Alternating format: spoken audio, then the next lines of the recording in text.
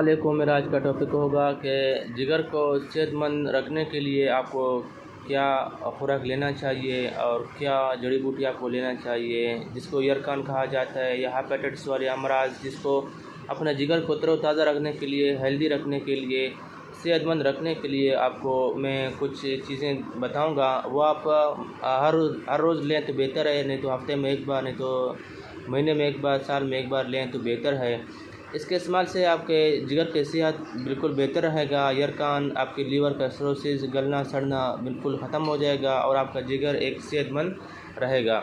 इसमें यह है कि काली मिर्च थोड़ा सा आधा चमचा से भी कम काली मिर्च पीस के, और इसके अंदर आप लौंग 2 दाना लौंग या 3 दाना लौंग पीस के 1 ग्राम सलेमन चाय में या 1 ग्राम गिलास पानी में डाल के, और शहद 1 चमचा और हल्दी आधे चमचे से भी कम मिला के आप हर सुबह खाली पेट ले लें या रात को सोने के टाइम लें। इंशाल्लाह आपके जिगर में तरोताज़गी आएगी और आपका जिगर बेहतर अंदाज से काम करना शुरू करेगा और आपके जिगर में कोई भी जहरीले फालतू मादे एसिड्स उनको खारिज करेगा और आपका जिगर काम करना शुरू कर देगा।